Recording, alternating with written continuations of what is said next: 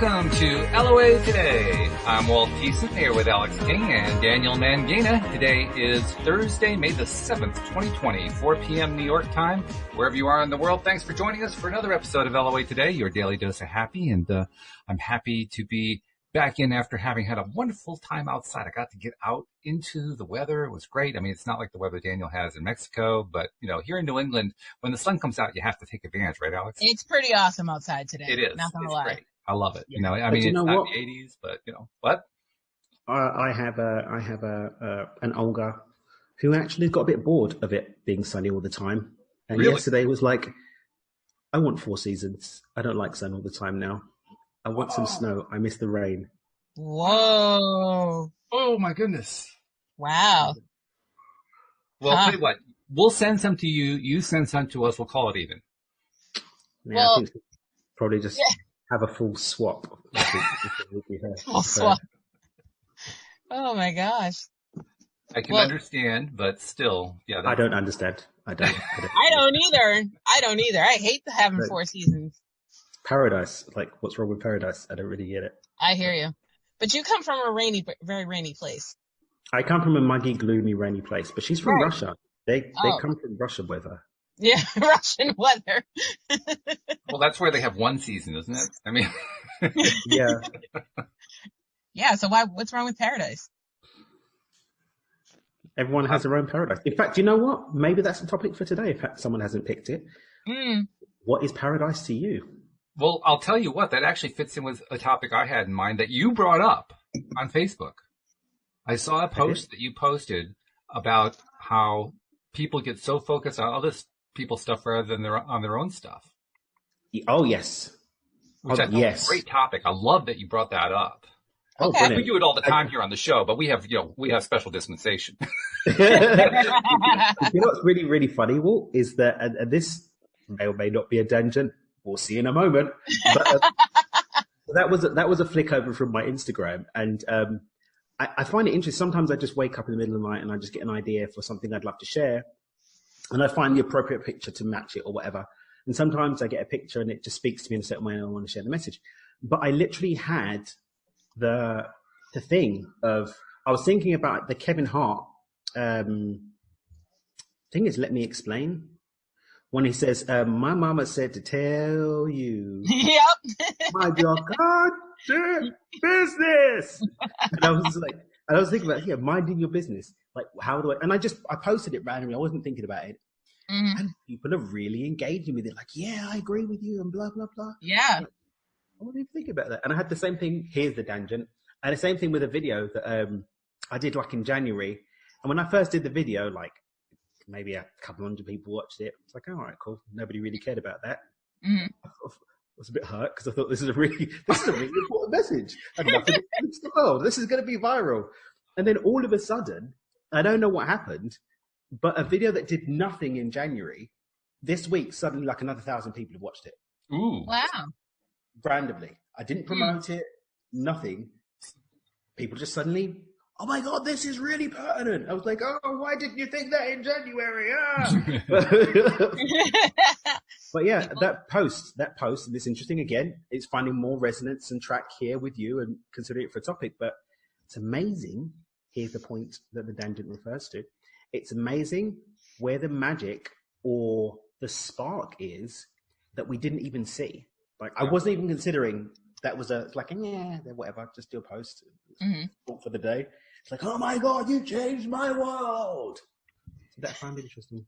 I gave up a long time ago on trying to make stuff. Well, first of all, I have, since the pandemic, I've given up on trying to make things go viral. I've learned my lesson. Now I'm trying to make things be popular. I want to make sure I get my terminology right. But beyond that, I'm really bad at deciding what's going to do well. I'm just really, really bad at it, so I gave up on that a long time ago, Now if it goes into a popular sphere, I say, oh, well, that was cool. I Or you could just not care if it goes viral at all and just post it anyway. Well, yeah, I'm finding works. I mean, if I didn't do that, I wouldn't have a show. Touche. I mean, when I started this thing, I had a grand total of 0 listeners, so.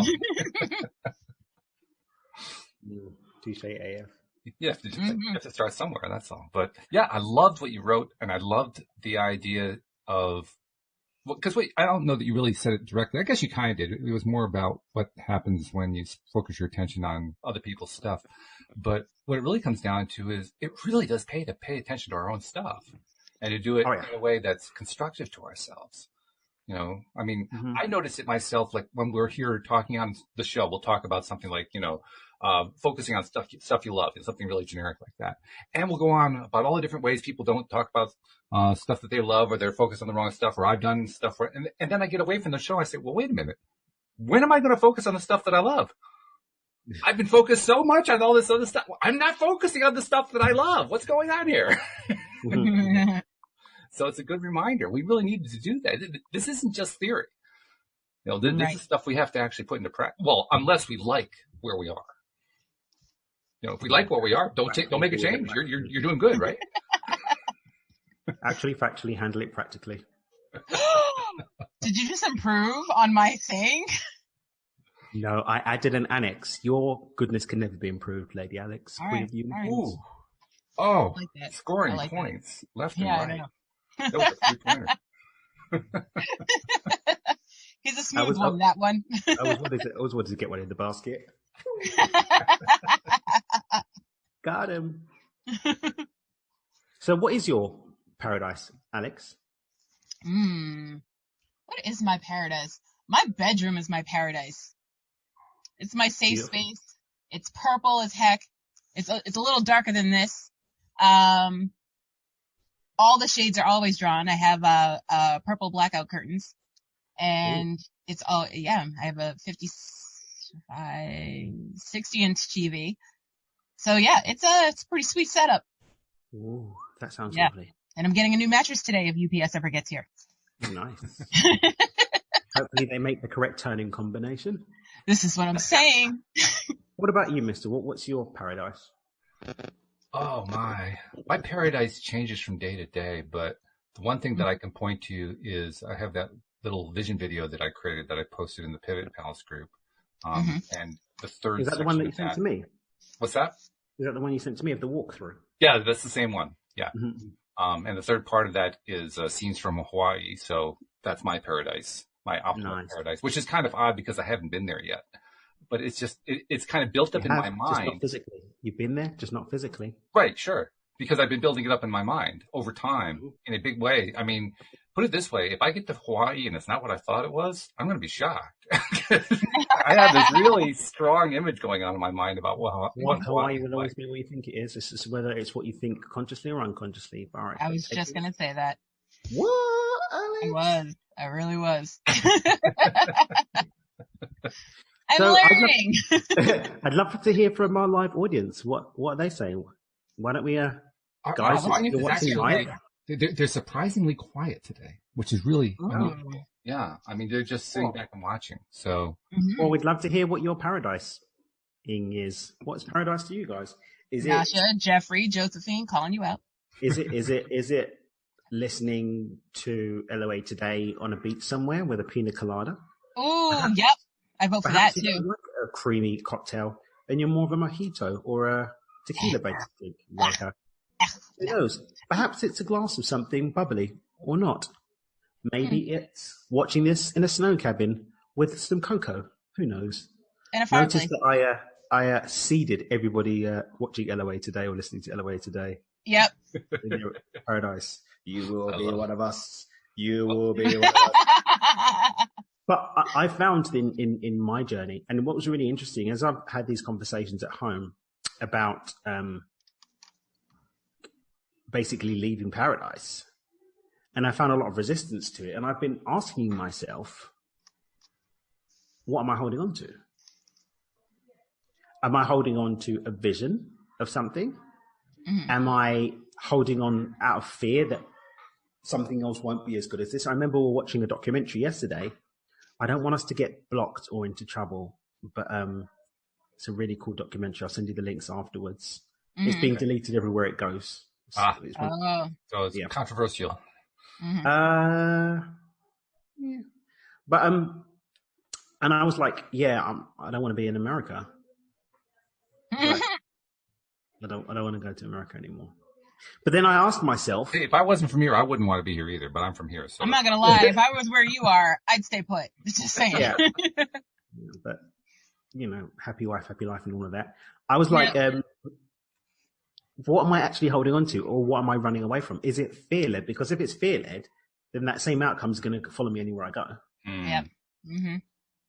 Right. So my paradise is something I truly desire, or is paradise an accumulation of fears that I'm running away from and other people's stories that I'm holding on to? Yeah. Well, let me ask you something. Is where you are living right now, is that your paradise? You seem to be inferring that it is, but you're also kind of questioning it. The thing is, I mean, when I first moved here, I was in a situation whereby I've been traveling all over the world. Yeah. I've been to many places, and the only other place I felt this much at home was when I was in Asia. But that was a frightfully unpractical place to be at the time. So I ended a relationship. I was like, well, I've got the freedom to be anywhere. I was the happy hobo officially at that time. Living out of my suitcase, travel bag, and suit carrier. Everything else was in storage. Just going around teaching my work and whatnot. And I thought, well, I could just sort of pop off to Asia, live in Bali or one of the islands. There's plenty of Wi-Fi, and I could just sort of. But I didn't, because it wasn't practical for in-person stuff that I was getting invited to. Mm-hmm. Otherwise, I would have been in Asia. Wouldn't have met Olga. I don't know if I would have met Steve. So it paid off. There's been many things that have run off that timeline. But when I came here, I came down to Cabo for 3 days. Mm-hmm. That became 10. And I was like, well, yeah, it's going to stay, mate. That's a good indicator, yeah. Yeah. Mm-hmm. And I just, in my knowing, knew. But then when you're in a situation where you're dealing with not just your desire, and this is why I asked everyone what their desires are, because the next question was going to be, do the significant people in your life share that vision of paradise? It's an interesting question. That is a good question. I mean, I know Louise, like me, also wants to go to Hawaii, but I can't say that I know for sure that she considers it paradise. That's not necessarily the same thing. There are a lot of places that we want to go visit. I don't want to live there. I just want to go visit them. I don't know which place she would consider to be paradise. I don't think we've had that conversation. I've got a conversation to have. And maybe place doesn't even form a part of her vision of paradise. Because, for example, with me, there are things that Olga loves to do that I very happily engage in because they've got nothing to do with my vision. It doesn't distort, or pull away from my vision of paradise. Right. And the things I do that she's like, I'll put up with it, because it doesn't infringe on her version of paradise, her vision of paradise. And then there'll be crossovers where things are met. And so the question that was to go after asking that was, well, our vision of paradise, does it have to be this complete vision that completely formulates what we want for our life as a whole, or is paradise represented in one aspect of our life? So, for example, Walt, you went through to the house and the place. Mm-hmm. Alex, you went to where I feel safe, where I feel comfortable, where I'm in my happy place. Yeah. I spoke about living in paradise, and I've spoken about paradise in terms of a physical location. But for some people, paradise is reading a good book. Yeah. Paradise is having a warm bath and a glass of champagne and some candles. And they can do that anywhere in the world as long as they've got that. Yeah. I've said it many times. Paradise for me in that sense is doing LOA today. I mean, I love doing this. Exactly. So, how many of us, though, have actually sat down and examined our desires against this idea of paradise and then interrogated whether it really is something that we desire or whether it came from someone else, and asked if it matches the people, places, and things that we've invited into our life so far. It's an interesting point, and I say it's interesting because I would say for the vast majority of my life, I was trying to live what somebody else thought was the ideal. It wasn't until quite a bit later in life that I finally came to the realization that until I started paying attention to what it was I wanted and what it was I liked, I wasn't going to achieve any level of happiness. And that's when I started doing the podcast. Literally. That was the dividing line right there. And once I started it and tried it and did it for a while and really liked it, I said, wow, this following my own path, this is cool stuff. I like this. Why didn't I do this before? This is great. Mm-hmm. And because of you doing that and taking the action and going beyond the idea of nobody listening to you at the beginning, now hundreds and one day thousands of people who watch this later down the line are going to have the opportunity to examine their own aspect in paradise. Right. So you become a portal, a gateway to people examining their life and perhaps making one small shift towards that. Because like Tony Robbins says, we only need a 2-degree shift in the flight path of a plane leaving London takes it to a completely different direction. True. So making that small shift, and that's where the concept of microshift really came from when I heard those words from Tony, is that tiny shift is all that's required to create a seismic shift as long as we maintain that trajectory. Mm-hmm. That's really reassuring too, because so often, it's going to sound like I'm disparaging Alex. I'm not disparaging Alex here. I think that she's doing exactly what she needs to be doing. But so often it's very easy to be afraid to move out of that comfort zone. And it really doesn't take all that much. Like you said, it takes 2 degrees. It takes 1 degree. A half a degree will do it. That'll still get you into a different place. And it doesn't take a whole lot. So apparently it's not something we have to be afraid of. Apparently it can actually be something we can embrace. We can actually have fun with it. For sure. Yeah. So, now we've dug into this a little bit more. Here becomes the interesting question. How do we know that vision of paradise is our own and not been fed to us by someone else? I guess I'm pretty sure mine is my own. What was that? Sorry, Alex? I said I'm pretty sure mine is my own because of how I got here to this point, dealing with, okay, I have to assimilate to be a certain type of person and act a certain type of way because of what society says. And then once I came to the realization that I can be my own person and do what I want to do, that is where I am now. And that is where my paradise is, knowing that I'm okay as I am. So you've actually gone through the process of almost seeing what it was like to try and do things the way other people did it. And screw you, Monty. I'm doing my own thing. Exactly. Yeah. And you were saying what? I was just asking, why would I question it? I mean, when you raised the question, I said to myself, really? Is that a question I should raise? It had never occurred to me that it might be an issue. I mean, if we look at the fact that, generally speaking, even the lens through which we see our world and choose what's going to be our paradise or not is a matter of our programs. And our programs, generally speaking, if undisrupted, were given to us between the ages of 0 and 7. 95% of the time we're running on programs that we didn't create wholly ourselves. 70% of our unconscious programs on average were fed to us, only 30% of that. And so how do we know that the foundations of our idea of paradise form part of the 70 and not the 30? Trial and error. And my response is, why does it matter? I mean, what really matters from my perspective is, am I enjoying it?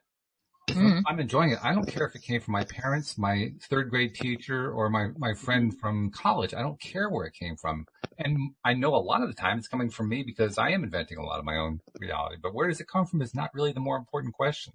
The more important question is, how do I feel about it? Got you. I like that. And that for me, I think, is a very powerful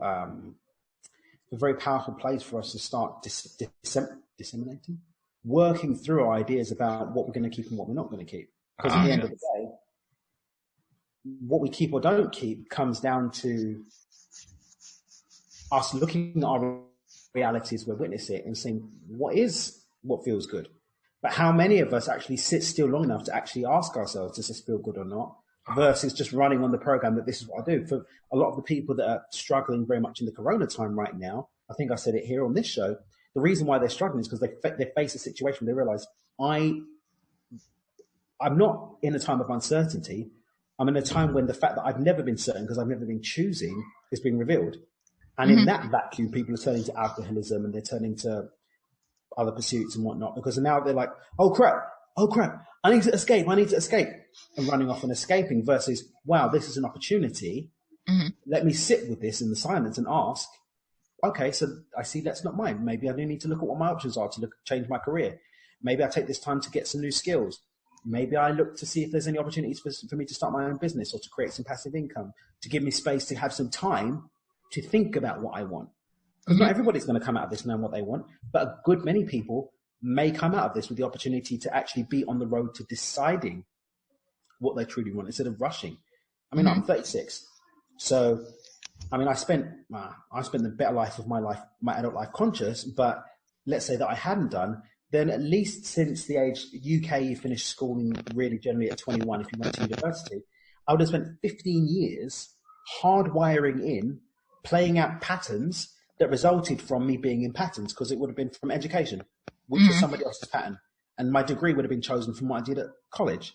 And that would have been done based on how I did at school or what society said that I should have done.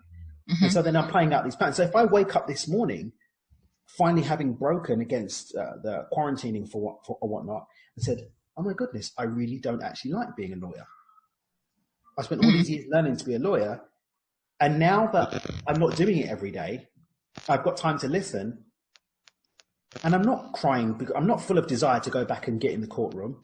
Actually, I'm really loving being at home with my kids. And I know society says that as a man, I should be out earning dough. But actually, I just want to be at home with the kids, making them breakfast and playing with them on the swings. That makes my heart full. I've got, you asked about live stream comments. I've got a few of them from Josephine, so I wanted to share them. First of all, she says, to you, Daniel, she says, just like the Matrix, Daniel, just like the Matrix.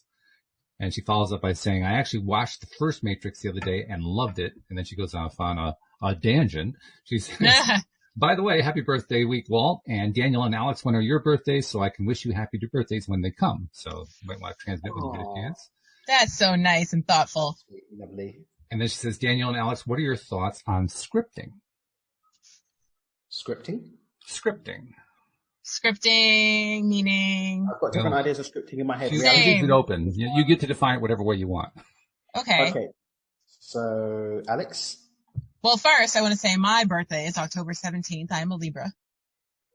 Me and Daniel are the same age, apparently. Very cool. And let me see, scripting. I'm assuming she means scripting as in like how it's something that I do. I try not to control it, but it happens if I'm like about to go to sleep and my mind is racing, and then I start playing out how the next day is going to go. I play out the conversations that are going to happen. And like, for instance, I'll be like, okay, today's topic's going to be, and Walt's going to say, and Daniel's going to say, and yes, I hear it in your voices too, in my head. So that's what I think is scripting. And, I don't know. It's a blessing and a curse, I guess, because I want to go to sleep, but it helps me plan out my day. I want to go to sleep, but it comforts me to know that knowing that I'm in some sort of control of what's going to happen the next day. Okay.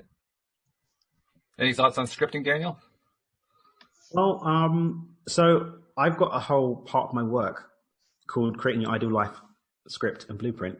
And scripting, as I talk about when I'm teaching people, is treating your life like a movie and basically writing the script for the next day, having the plot synopsis, which is your macro intention, and recognizing that you are the author and creator, you're the director, and all of the players are going to be responding to you. It's like an improv. So it's more like a Curb Your Enthusiasm, and everyone's bouncing off of you, what you do energetically, right? So in reality transurfing, which is a modality that I'm training in, there are very specific references to a script. And the script is almost your unconscious programs is one aspect of the script that we're running on. The energy of reality and the momentum of reality as it's unfolding is another part of the script concept. And so what we're doing with reality transurfing is we're taking back dominion over the script by running the slides of the next scene in advance. There's a specific process to visualization in that modality, but we're creating the next script and basically intercepting the slide and moving on and creating a new script. So for me, scripting is the idea of being very deliberate in what the movie of our life looks like and owning that creative power to decide, at least from a improv play perspective, what the scenery is, who the actors are, and how I show up, because everyone's going to respond to that anyway. So I can't say what they're going to say. I can't say how they're going to say it. I don't know what clothes they're going to be wearing. I don't know if they're going to be wearing any clothes. But I do know I set the scene, right? I set the plot at least for the scene. But most importantly, the rules of reality are everybody responding exactly as a shadow, a mirror, or reflection of how I show up in the scene. although I can't dictate or choose how they show up in that scene. Okay. That's an interesting approach. I hadn't heard that one before, but that's an interesting approach. And it leaves a lot of nice leeway. No, we never heard you say that before. Not that one. No, you've kind of hinted at that with some of the things you've talked about, but you've never spelled it out quite that way before. Yeah. Oh, that'd be $6,000, please. No, seriously. No, but honestly, so a lot of my work is giving people the power of beyond intention. I see Alex just zoned off to do the transfer. No, I disappeared because I was never here. Can't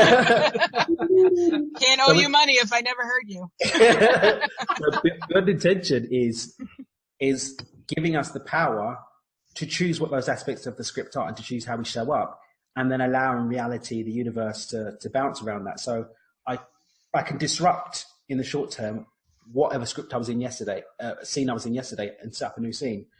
I can have the power to choose who the actors are in my scene and choose to fire someone if someone sneaks onto the set because they know from yesterday.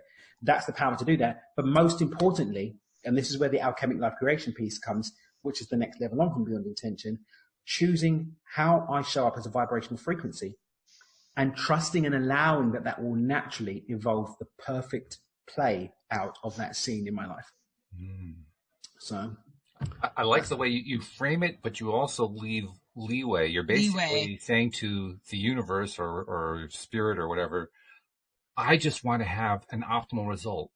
I don't really care exactly how it plays out. Give me an optimal result. I like that. Yeah. Really This is really funny, guys. Do you know what's so funny? I'm going to do timeline today, definitely. Because realist chips. Because that Did you say realist chips? Yeah.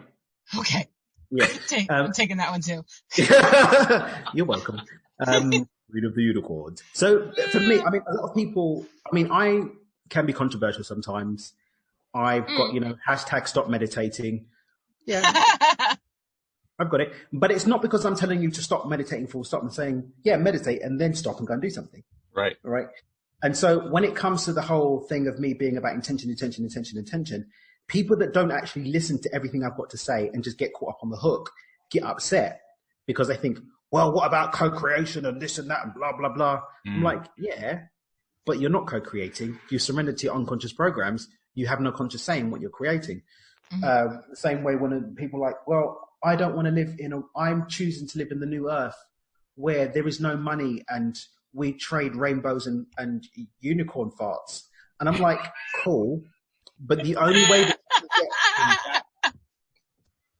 you get the delegates from unicorn land really I'm going to be rich in unicorn farts. That's all I'm saying.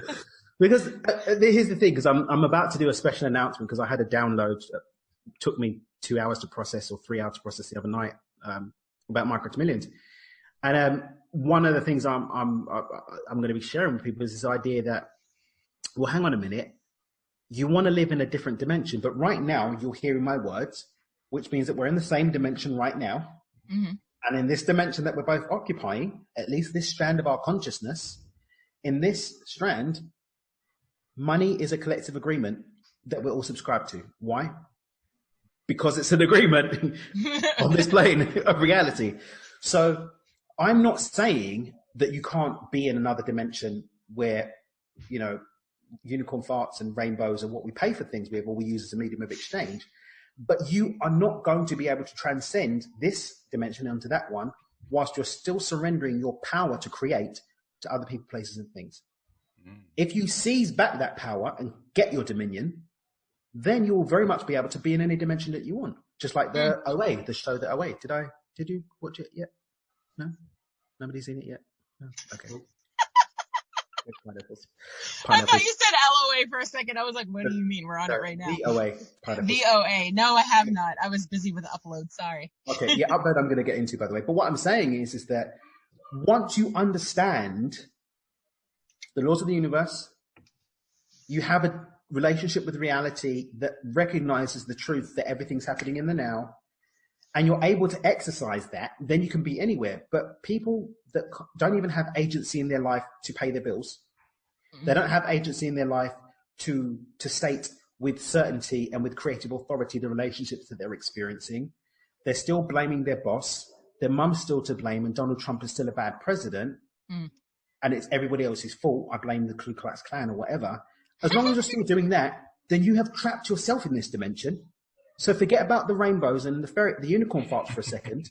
Leave the fairy cakes and just deal with developing a level of agency here first. And once you have that, then you can transcend. And part and parcel of that is understanding that the actual transmutation of yourself from this dimension to another, or whatever form that will be, you probably don't have the resources to do that in and of yourself. It's going to be a higher level of you that's going to be making that transition. But there's a part of you that's involved in that dance too consciously at this dimension. So if we want to move in totality, we have to move as a whole. But I can't leave any of me out if I want to move all of me somewhere else. Facts. I want my body to be somewhere else, but I spend all my time in the ethers meditating and don't spend any time actually having some agency and grounding here in three-dimensional reality. Then fair enough, go and have your rainbow farts in a dream. Lucid dream and enjoy the fairy farts. But it's not going to happen here in your three-dimensional world. You're going to come here and still hate your life. And that is a big core of my message. Co-creation is about you and the fullness of you that is expressed at a higher level, which is what the universe is as far as I'm concerned. We're just an expression of it. But I can't do that if I'm not involved in it consciously and physically here too. It must be grounded in order to be real. And let's define a term too, because you now this is one you have used before, so you can't charge us for this one. But I can. But the term agency, an interesting term because I mean, I can just tell it has a lot kind of tied into it. What does it mean to you when you use that word? So that's a phrase that my Kundalini teacher, Sampriti Akal, it was when I was doing my work with her more consistently that she gave me this idea, and it's being the boss of your own life. If I'm demonstrating agency, then I'm going to go and get this done, and I'm going to get it done. Yeah. Not I'm going to get it done if this and if that, and as long as Bernie Sanders gets in November, or Joe Biden, or whatever it is, or as long as coronavirus is over, then I'll be able to do this. That's not agency. Right. Agency is, this is what I'm going to do. But agency also, for me, embodies accepting things as they are and doing the most I can without giving power to others with the circumstances as I agree to them right now. So, for example, right now, if you're listening to this, then you're in the same dimension of us where COVID-19 is real, right? So for a while, I was working to a certain extent to kind of just slip out of this dimension into one where there's no COVID-19. But as I said, I made a few hiccups and shared a few jokes and gave into it a little bit, and now I'm in it. Okay, so I'm in it now. So now I can demonstrate agency to get out of it, and I can demonstrate agency in how I navigate my world with that as being the case. So, for example, 2 days ago, there was a long queue at Costco, which doesn't really happen normally. I haven't experienced any of that stuff. I hear horror stories about it in England and horror stories in the US. And I saw that line. I was like, nope, I don't choose this reality. I walked away. I went home and I started running the script of the groceries happening. And then guess what? I remembered that I can get home delivered from another grocer, and they deliver my groceries completely. Nice. And just sidestep that whole dance, applied agency. Some people would have stood in the queue, spent the rest of the day arguing about it, been upset. And guess what? Every other day after that, that energy that they'd given to it would have meant that there's a line there every day. Yep. It's funny you mentioned this. There's no line at all. And describe this whole agency idea, and I love it. I love the way you're describing it. It's funny that you say it, though, because it really is ringing true for me where COVID is concerned. Because I'm finding myself in a space where it's becoming increasingly difficult for me to talk to people outside of LOA circles about COVID and have myself understood.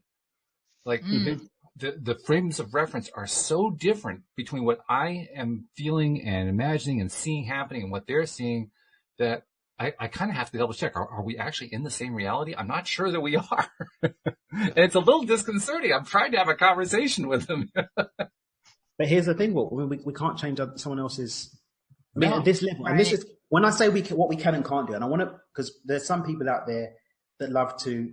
That's not what you said, and I'm going to correct you based on what you said, and I'm applying this Socrates logic or whatever. I'm like, dude, let's calm down. I talked in simple terms.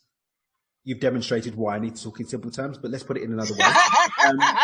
I love it. But when I'm saying what you can and can't do, I'm talking about here at this level of density, at this level of consciousness.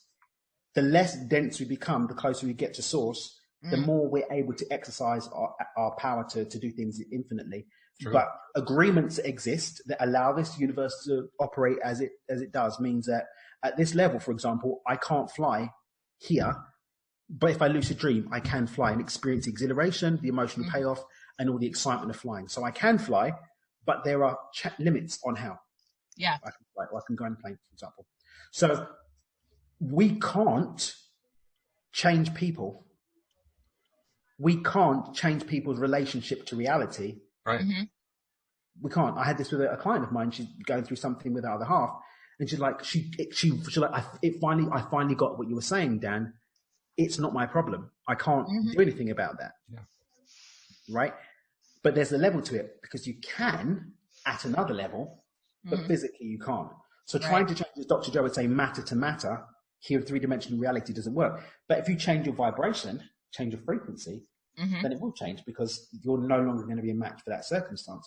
And so actually the frustration of, and I'm not saying you are frustrated or pushing against it, but if someone is in a situation where nobody understands me, blah, blah, blah, blah, blah, well, let go of the need for it to be understood, change your frequency, and you're no longer going to match people that don't understand you, or even the care and concern about whether they do or not. Regardless, your reality experience is going to be different at the end of the No, day. Yeah, if you just keep doing you, everybody around you will adjust to your situation.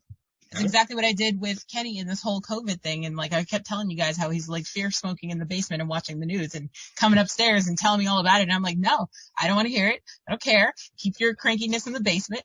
And eventually I haven't heard anything about the news in like a week and a half. Whoa. So it works. Very nice. He knows it's going to land flat if you start talking to me about it. So just don't even bother. Don't waste your breath. And I don't even think he's watched the news, because now I go downstairs and change the channel. Well, that's cool. That's a cool part. Because like Daniel was saying, you really have no control over what somebody else does, but you do have some influence just because of who you are. Right. Just because of, what you're doing and how you're thinking and how you're talking, especially for those who have not really learned yet that they are in control of their own lives. Yeah. So they're going to be more subject to it. They're going to be more influenced by you just because you are who you are. Yeah. Not because you're a manipulator or anything like that, just because of who you are. Yeah. And I think we can even run back to, I think it was Josephine. Was it Josephine? We were looking at Josephine's comments earlier. Right. Again, the other improv characters are responding exactly to how you're showing up. The second that you change the pace, they change the pace too. If you start laughing, they're going to start laughing too. If you start crying, they're going to start crying too. If you're fearful of crying, they're going to start crying too, because they're not responding to what you do. They're responding to who you are. Automatically responding to who you are. So what I do, I say? What we do doesn't matter as much in the creative process as who we are. And so people that are approaching something with positive action, but doing it with misaligned energy, which is why with the global meditation stuff, I didn't get into it. Why? Like I said, if you were doing global meditations every day last year, I'd be like, yeah, that looks cool. I'd be on it. I would have been doing it from last year. I'm an ambassador for a global meditation movement. I lead these global meditations. I do them. But if we're talking about someone that's, I have to do something about this, I have to do something about my fear, then you're acting from a place of fear. And then your thing's going to be polluted with the energy of fear anyway. It's not going to have the intended effect, because it's not the meditation, it's the energy within which I'm doing the meditating that's creating or making an imprint on my world. So if I'm doing that from fear, all I'm doing is more deeply energizing the energy of fear in my life. I got another question from Jeffrey this time in the live stream, and it's one I actually want to answer too, but I want to hear you guys answer it as well. He says, has anybody gotten to the point where they are appreciating the virus? Alex is raising both hands. Both hands, all the hands, everybody's hands, Rusty's hands. Okay, you go first. You got your hands up first, so go ahead. I am appreciating this virus because it is bringing me and my family members closer together. making my fiance realize he doesn't need to be outside all the time. Also this stimulus came as a blessing, has helped started to pay for this wedding. Him not having to go to work every day is also a blessing, with his more quality time at home, and being able to financially be able to be home is a blessing. So I am grateful for this quarantine / COVID-19. And I agree, and I'll go on a few more levels. I mean, this virus, this pandemic, so-called, is, I'm already seeing it happen. I've been saying all along it was going to happen, and others here on the show have been saying it as well. Huge shifts are coming out of this. Huge paradigm shifts are coming out of this, and I'm already seeing it. I'll give you one small example that just happened in the news. I think it was last night. Governor Andrew Cuomo of New York gave his, I think it's a daily briefing he does. I don't pay attention to it, but I happened to catch this one because of the headline caught my attention. Apparently, according to the latest statistics on the latest people who have been admitted to hospitals with the COVID virus, something like 18% were people who were in nursing homes, 2% were homeless, 2% were people who were essential workers, 66% were people who stayed at home. Damn. Now that flies in the face of all of the advice they've been giving, because people apparently did what they were supposed to do. Now, Cuomo, of course, couldn't leave it there because that would be too embarrassing. So he just, he spun it around to, well, keep social distancing, keep wearing the mask, keep quarantining, keep doing all the stuff. We've been giving you all the tools to survive. And he never actually addressed, well, why is it that 66% who stayed home got sick? Now, this is 66% of the people who got admitted, not the whole population, right? It's just right. got admitted. But nevertheless, it's an interesting transition. There's a shift that happened there. And we don't know yet what the reason for that shift is. But clearly, what was being sent as the main storyline is not matching the reality. So the storyline is going to shift in some way. And I can't tell you how it's going to shift, but it's going to shift. That's a small example. Much bigger examples are, I'm starting to see it happen in big ways. The statistics themselves, I've talked about this with my sister-in-law, Iona, and with Billy on Monday, how the statistics aren't even trustworthy. I mean, I asked Iona point blank. She has a doctorate in statistics, right? So I figured she's the right person to ask about this.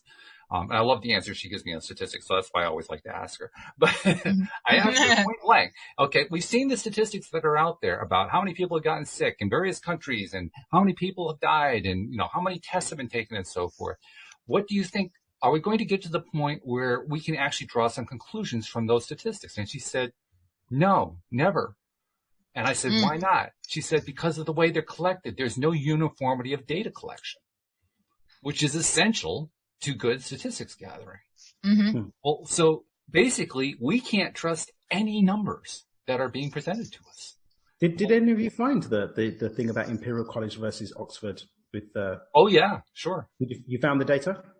I didn't find the data for it itself, if that's what you're asking. No, I didn't go looking for that data yet. Okay. In fact, I kind of gave up on it when I found out how the data was being collected in general. Just to give you an example, I had a conversation on Facebook with sort of a distant friend who lives in Ontario, Canada. And he was very concerned about I think it was an argument he was having with somebody over some article that somebody had written. And it was about the statistical data in Ontario. So I was trying to answer a question for him. He was trying to resolve something. So I was trying to help him out. So I went off to Ontario's website and found the document that they give to doctors to file the report on COVID.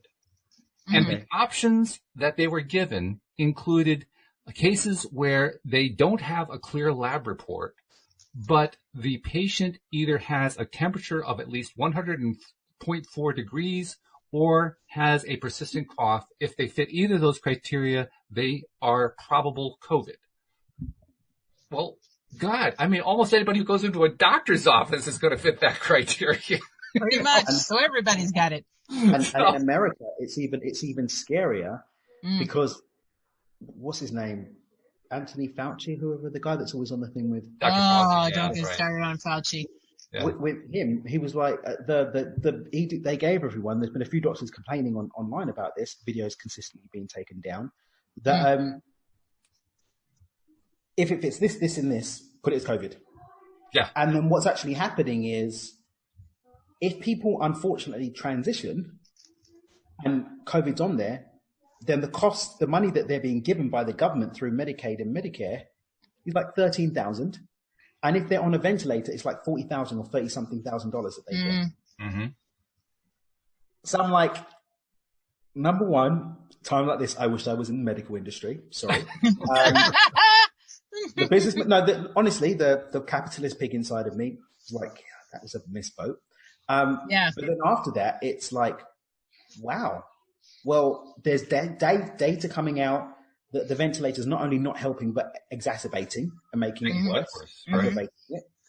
The face masks, every single data I've independently researched into that, all the information is that they don't help, they make it worse. And they actually means that I was watching another thing and said, well, if you think about it, nobody's being exposed to any germs at all. Okay. Even friendly germs.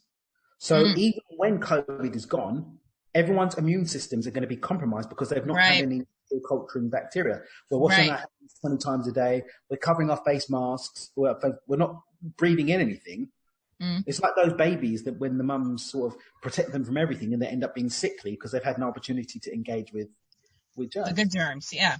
It's like, that's just one big mess. And this is one of the reasons why I was like to Olga, yeah, I want to live in America. There are other places with 4 seasons. Well, I have to take credit. This is actually a Walt gent because I started this statistic thing trying to address another thing and it kind of went off in its own direction. So I'm going to try to pull it back. As statistics do. As they do very, very often. And point out, I was talking about paradigm shifts. And this is an example of a paradigm shift because one of the things that our society has rested on, has built its foundation on, is the statistical foundation. And as we discover that the statistical foundation that we're basing this entire handling of the pandemic on is untrustworthy, that leads to a shift in how we handle whatever the next thing is that comes along the line. We have to think about it differently because the old way of thinking about it actually was counterproductive. So there's another example of paradigm shift. I've seen so many of them. We talked on Tuesday about economics, right? And I was sharing that I had some things that were going on in my mind. I've made a little more progress in my own thinking, and I've realized that what we are in right now is a new realm because it is an oversupply realm. For the first time in history, we have so much supply of everything, and it's just being continuously produced. We have a tremendous supply of services. We have more services than more people can use. There are people who have created services out there that you haven't even heard of. I promise you, there are just so many of them out there, you know?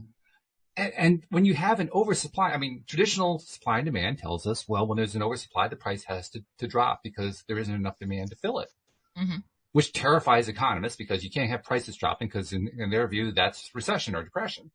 But, you know, when I look at it, I say to myself, no, that's abundance. That is abundance. And we're just beginning to break into this abundance. I mean, because it's not like the creation is going to stop in 2 years. It's going to accelerate. It's just going to, I don't care what happens with the monetary system. I don't care what happens with the economy. It's going to accelerate. You can't stop it. There's so much momentum behind it. Well, that's a paradigm shift too. If all of a sudden all the old rules of economics are overruled by the fact that there's so much supply, you got to change the way you think about this stuff. Otherwise, you're going to be that dinosaur smoking the cigarette. I mean, it's just going to be that bad. I think that for me, the benefits of this current situation sit on that. I mean, people talk about, financial situation. Well, let's just talk about something real numbers. COVID-19 doesn't mean there's less money in circulation. Actually, there's more money in circulation. There's trillions more because the US and other places are generating more money in order to plug the gap. When there's a recession, it's not because there's less money. It's because people aren't using that money to buy things. So the money's still there. Maybe it moves to another country or moves into a different form. The things that people buy might change, but people are still going to buy things. And the money that doesn't go into buying things is going to go into something else. So there isn't less, there's more. And actually what ends up happening is there's more money and more opportunities because fortunes are built in downturns.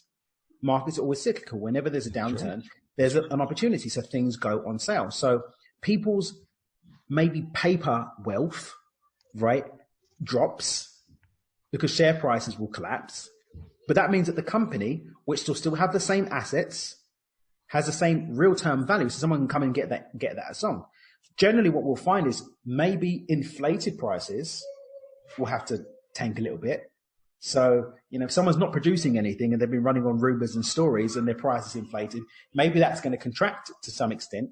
But there are real asset businesses that are going to have the opportunity. For me, this is an example of natural selection in nature, which doesn't sound nice and people don't like the idea of it, but it's something that naturally occurs in nature, natural selection. And I think economically, there's going to be an aspect of natural selection, but most importantly, there's going to be a lot of opportunity because things will be cheaper. Mm-hmm. Some people may lose, but really it just means that they need to pivot and it's an opportunity to expand and trim some fat. But at the end of the day, it's this idea that there's less that pushes people to make choices that create a more apparent reality of less and hoard and keep and save, which doesn't help anyone. Actually behaving more abundantly, still spending, still going out and creating, coming with new ideas is the only way to solve this. Tightening your purse strings and saving and scrimping, it doesn't help.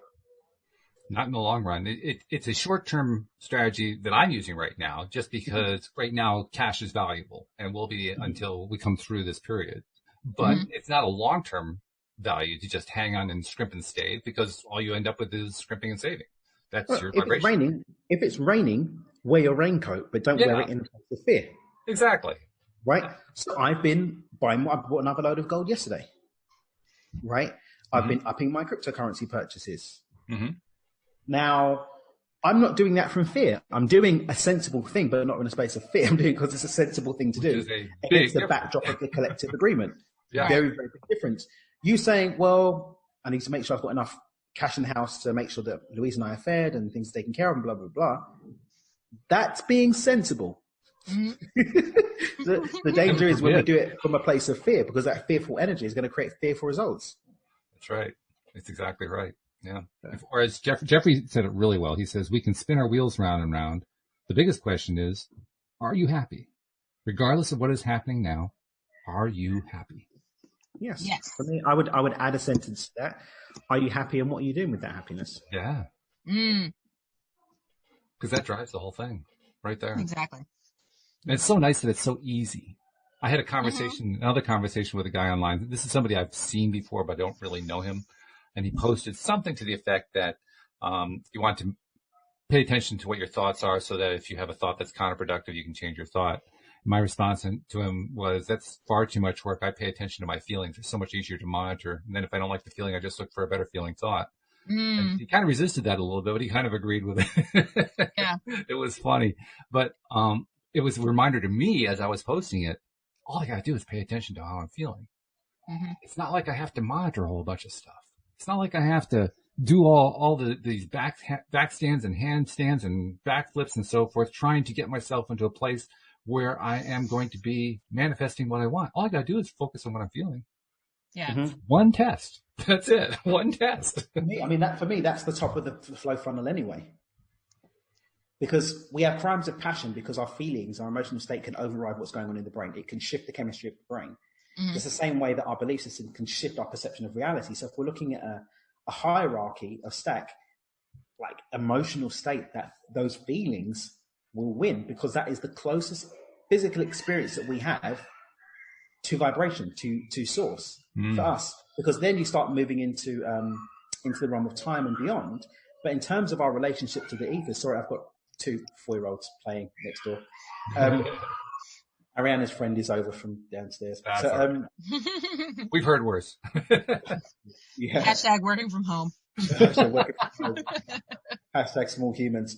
So that is the first point of contact. Our first point of contact with physical reality is our emotional state. So if we've got that handled and we're picking that emotion, then that's going to have an effect on our brain chemistry, which can shift our thought quality. Get someone that's got a chemical imbalance happening in their brain as a result of their emotional state to think straight. It's not going to happen. Mm-mm. It's not going to happen. Get someone who's been in a downward emotional state to think a happy thought. It's not going to happen. Thinking a happy thought in order to trigger a happy emotional state will then create a positive loop that will change the chemistry. Mm-hmm. But if I haven't changed the emotional state, then I'm not going to be able to align myself with that, and then I'm not going to be able to make choices from that place, because we can only make choices from where we are emotionally, because that actually affects our chemistry and what's going on in the brain. Yeah, that's true. By the way, you also said something earlier that I wanted to kind of tie back to, because you, in the course of how you were explaining stuff, you pointed out that it's possible that because of monetary expansion, prices could go up. And on the other hand, because of supply expansion, prices could go down. Well, they could go up, they could go down. They could do any of that. They could be somewhere in between. And the cool part is, you don't care. It doesn't matter. Nope. There's no difference whatsoever. Because I have agency. I have agency. Yeah. So regardless of how it shows up, I have certainty, not even confidence or faith. I have certainty in my capacity to act from an expansive place, no matter what. I have certainty that regardless of what comes up, I'll be able to take a pause and make what I want, choose my emotional state, choose my thought quality, and make choices from that place that mean that I will always manifest my highest and greatest good, because I will always be aligned to it. I'm just like, not my price, not my problem. Like, I just don't sweat it. You know what I mean? I just don't pay attention to it, because it's too much stress. I get enough stress as it is. I don't need to add to it. So I just brush it off. It's either tomorrow Alex's problem, or it's not my problem at all. Wow. By the way, I have to apologize to the listeners, because my computer went kind of crazy for a minute there. So what you guys said kind of blipped out. So apologize to listeners. Oh! I know it was good because you guys were laughing, but I'm afraid we didn't hear that part. So sorry about that. Live on YouTube. They still did live on YouTube. That's true. YouTube should be able to pick that up properly. So you're right. Yes. The Zoom's not going to do it well, but the YouTube, well, yeah, it should. No, Zoom's still recording. Zoom is recording, but it's recording locally. I've got recording locally, so it's going to be affected by that, but it shouldn't be affected on YouTube. You're right about that, because the feed's going to be independent there. Gotcha. Yeah. Got it. Technology is so much fun. Well, all I was saying, agency. Anyway, before we go, when you've got agency. Oh, go ahead. No, finish it up. No, I'm just saying, when you've got agency, everything can be good. Facts. Oh, yeah. Facts. No doubt about that. And including in what's good is becoming a subscriber to the podcast if you're not yet subscribed. By the way, we're getting a nice surge in numbers in the last few days. Now, part of that is because I am doing some promotion, but we're getting like 50% surge in some of the numbers. So it's pretty encouraging right now. Wow. And I want people who are listening to us to take advantage and become subscribers if they're not yet subscribed. Really easy to do. Go to the homepage of our website, loatoday.net, and you'll find instructions there at the top of the page. And then, like Daniel was saying, we also live stream and record to YouTube while we're doing the recordings. Alex, how do they subscribe on YouTube? What you want to do is go to YouTube, search LOA Today podcast videos, and once you see my lovely hair and our smiling faces, you want to click down below to the red subscribe button. Next to the red subscribe button, there's a little silver bell. Make sure you click that bell and click all, so you will always be notified when we are live. And the only sad thing is that the users on YouTube can only see the main screen. They can't see the three little screens we see up on top. So they're completely missing Dan doing the sign language on the top the way they should have been. Isn't there a way we can set that up? Because I've seen Zoom podcasts that have all three squares at the same time. We can switch over. A live stream or recording? Either way, I think. I'm not sure. I haven't tested this, but there is the setting that we can use on Zoom where we can change it to, multi-screen showing at once. And I think that's what they're probably doing. Yeah. We can do that. That's what I think. Yeah. Okay. So, I don't know, maybe we'll switch. Daniel won't be able to get away with muting himself and dancing. I will find another way, aka turning my camera off. Damn it. He's on to us. Run. Agency. That's what happens when you have agency. You have total control. You are in total I'm going to have control. agency and talk about this with Walt when you're not here. And that way we can figure it out. I'm like, okay, well, so what we're going to do is. Well, you're reverse green screened. Yeah, I'm not sure what happened there. Oh my God! Everything went crazy, His shirt is out of this world. Everything is just crazy. So, that is amazing. I think what's happened is is that the universe has said it's time to finish the show. So we're going to treat it as time to finish the show. All right. Yeah. We take our cues from a higher power. Absolutely. So thank you for all the insights. Thank you, live streamers. Thank you, especially podcast listeners as well. We'll see you all next time here on LOA Today. Goodbye, everybody.